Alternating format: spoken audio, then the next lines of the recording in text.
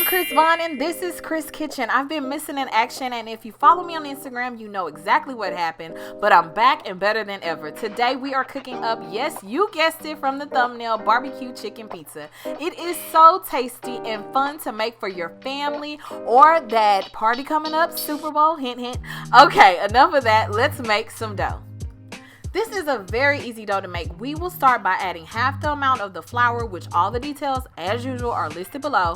We're going to use some dry instant active yeast, some sugar, some salt, some olive oil, and warm water. Now, I want to talk to you about this warm water part. This part that most people are super afraid of.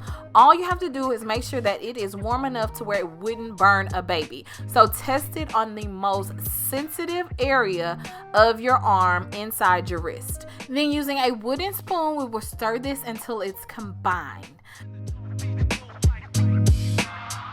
Then we'll just add in the remaining flour and stir and combine it to get it going with our wooden spoon. We use a wooden spoon so that we don't have any flavor transfers. Honestly, my grandmama used wooden spoons, so that's what I'm using.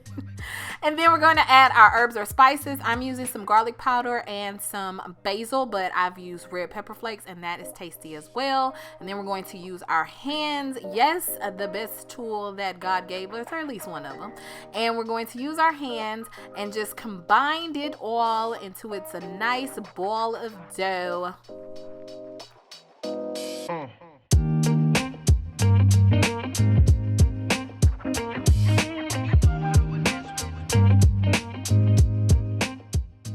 Once it's formed into a ball, we will coat another bowl with some olive oil, and we're just going to coat it very well with our hand, all the sides, and then we're going to add our ball of dough to the bowl that we just coated, making sure to coat our dough as well. And then we'll just cover it with a plastic wrap, or you can use a towel. And then we'll place the whole thing in a warm spot for 30 minutes or until it doubles in size. I typically place it in my oven with the oven light on, not the oven, just the oven light on. While we wait for our dough to rise, we're going to prepare some toppings. We're going to slice a red onion as thin as you like and use as much of it as you like. I'm going to use about a quarter of a red onion from an onion I used for another dish. And then I'm going to use some barbecue chicken and slice it up. This is actually leftover chicken from basically some barbecue chicken I did in the oven. You're going to baste it every 15 minutes for a total of 45 minutes. And all the details on how to cook this is actually in the restaurant remakes playlist under Monterey Chicken, which there is a link to in the description box or something that just popped out right now. Okay, or you can always use a rotisserie chicken to make this super easy. So we're just going to slice this up best as I can. This is cold right out of the refrigerator, so bear with me, y'all.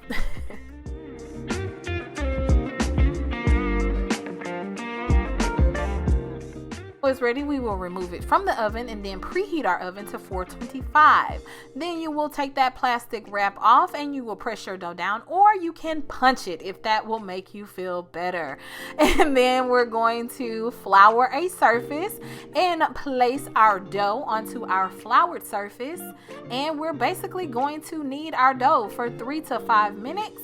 And all kneading is basically pulling your dough apart, folding it over, pressing it back together, pulling your dough apart, folding it over, pressing it back together. Make sure that you flour your hands as well so that your dough doesn't stick to you. So you're just going to be folding it over, pressing it down, folding it over, pressing it down, over and over again for 3 to 5 minutes. I find that the 5-minute mark is the really sweet spot for kneading this particular dough.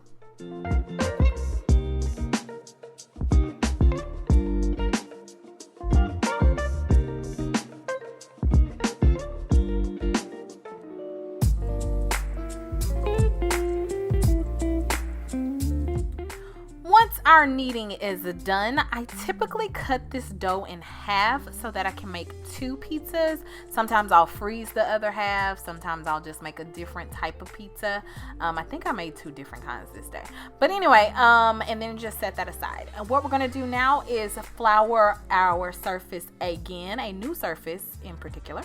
And then we're going to use a rolling pin. I'm only using a different surface because that other one wouldn't allow me to get this dough nice and flat like I want it. We're just going to roll our dough out into our desired shape and thickness. I'm going to be placing mine on a cookie sheet, so basically a rectangle for me, but if you're using a pizza pan, then roll it into a circle, whatever floats your boat. This is your food. You do what you like, okay? Once you have achieved your desired shape and thickness, we will add a mixture of melted butter or olive oil with some parsley and some Parmesan. And we're just going to place that evenly over the top of our crust to give us that yummy, flavorful crust. You can skip this step, but I find that it just makes the crust taste amazing. Okay, you guys. And then we're going to poke some holes into our crust using that fork there that I have, just to make sure that we don't get those pesky little air bubbles when we do bake our pizza. If you prefer a crispier crust, you can blind bake your dough at this point for about 5 to 7 minutes. Otherwise, you will continue on just as I am. I'm using my favorite barbecue sauce because this is barbecue chicken pizza, Sweet Baby Ray's. This is not sponsored in any way, but if you should happen to come across this, please hit your girl up. Hint, I love your sauce, okay?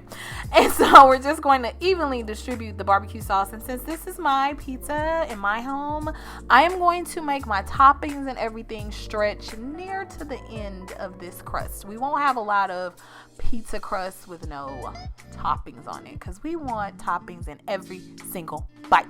And then we're going to add some slices of gouda. Yes, gouda and barbecue chicken pizza is something magical, okay? You can use other slices, but I encourage you to splurge a little and get the gouda, okay? So we're going to add the gouda, and then we're going to add our red onions and our chicken that we used chopped up earlier, okay? And then we're going to top that with some more cheese. I like crumbled up some of the leftover gouda to the top, and then I just added a little bit of more Parmesan because I'm extra as all get out. And why not? Parmesan is delicious, okay? And then we're going to place our pizza into an oven and bake it for about 13 to 15 minutes, and then we'll slice it up and enjoy. If you like today's video, be sure to give it a thumbs up and comment and let me know what you think, or what else do you want to see here on Chris Kitchen. If you haven't already, make sure to subscribe and turn that notification bell on so you don't miss out on any of the simple and delicious recipes we have cooking up here week after week here in Chris Kitchen. If you're still here, head over to my Instagram page and make sure to join the Chris Kitchen Insta gang so you can see the daily kitchen action. Okay, I think that's all, and I will see you guys next week. Bye.